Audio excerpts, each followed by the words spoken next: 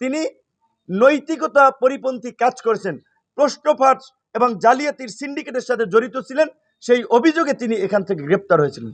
আপনারা জানেন যে গোলখালী ইউনিয়নের চেয়ারম্যান আপনার তাকে গ্রেপ্তার করার ফলে ওইখানে প্যানেল চেয়ারম্যানকে আপনার ভারপ্রাপ্ত দেওয়ার কথা, সেটি না দিয়ে তিনি আপনার হাসান মামুন সম্মতি না দেওয়ায় তিনি আপনার সরকারি একজন অফিসারকে দিয়েছেন, যেটি নিয়ে ওই প্যানেল চেয়ারম্যান বিভাগীয় কমিশনারের সাথে দেখা করেছেন। তিনি আশ্বস্ত করেছেন এটা তো যৌক্তিক, যেহেতু রেজুলেশন আছে তিনি পাওয়ার দাবিদার, তাকে বসতে দেওয়া দরকার। এলজিআরডি উপদেষ্টার কাছে চিঠি দিয়েছে, সেখান থেকে এখানে চিঠি দেওয়া হয়েছে, কিন্তু ডিসি তার আপনার গুরু, তার আপনার প্রভু জনাব হাসান মামুনের সিগন্যাল না পায় তিনি ওখানে আপনার প্যানেল চেয়ারম্যান দিতে পারেন নাই। তো গতকালকে আমরা যখন এই হাসান মামুনের সমর্থক এবং বিশেষ করে তিনি পুরো উপজেলা থেকে, পটুয়াখালী জেলা থেকে, বরিশাল থেকে প্রশিক্ষিত সন্ত্রাসীদের এনেছিলেন, তাদের প্রত্যেকের হাতে রামদাও ছিল, চাপাতি ছিল, হকি স্টিক ছিল, বস্তা ভর্তি ইটের খোয়া নিয়ে গিয়েছেন। রাস্তায় আপনারা দেখেছেন সেনাবাহিনী কিংবা পুলিশ যখন আপনার আমাদেরকে সহযোগিতা করেছে আসার পথে, পথের মাঝে মাঝেই গাছ ফালানো।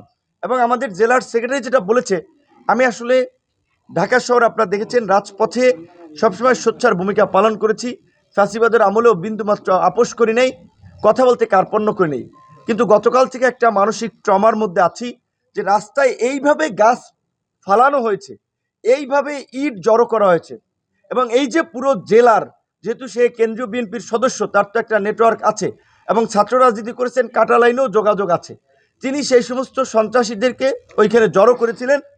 এবং আমাকে সেনাবাহিনীর লোকেরা, পুলিশ বলতেছিল যে ভাই পরিস্থিতি যা, আমরা এখানে আপনার নিরাপত্তা দিতে অক্ষম হচ্ছি, এই অবস্থা আমরা পরিস্থিতি কন্ট্রোল করতে পারবো না। আমি বলেছি যে যা হয় হবে, মৃত্যু হলে হবে, কিন্তু আমরা আমাদের গন্তব্যস্থলে যাব। পরবর্তীতে তারা আমাকে বলছে তাহলে আপনি পটুয়াখালী যান, গলাচিপায় না যে। আমি বললাম আমার উপজেলা গলাচিপা, আমি গলাচিপায় যাব না, কেন পটুয়াখালীতে যাব?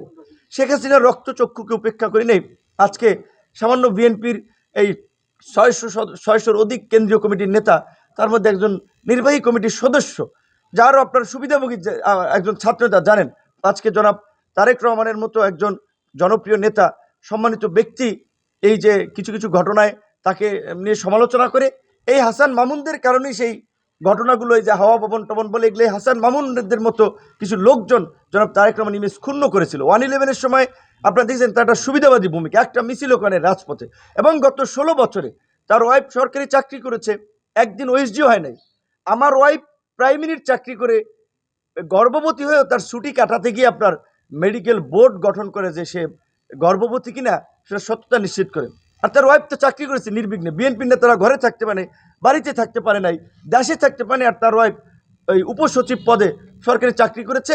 পট পরিবর্তন, ছাত্র জনতা রক্ত দিয়েছে, জীবন দিয়েছে, তিনি আপনার একেবারেই একটা সম্মানজনক জায়গা বাগিয়ে নিয়েছেন, তদবির করে লবিং করে বগুড়ার ডিসি হয়েছেন। তো এই হচ্ছে হাসান মামুনের তো অবদান। গত 16 বছরে একটা রাজনৈতিক মামলায় তিনি গ্রেপ্তার হয়েছেন। তিনি এই উপজেলায় কোনো জায়গায় একটা মিছিল মিটিং করেছে, আপনারা দেখেছেন। বিএনপির ভাই বোনদের প্রতি আমার প্রশ্ন, বরঞ্চ তিনি নৈতিকতা পরিপন্থী কাজ করেছেন, প্রশ্ন ফাঁস এবং জালিয়াতির সিন্ডিকেটের সাথে জড়িত ছিলেন, সেই অভিযোগে তিনি এখান থেকে গ্রেপ্তার হয়েছিলেন।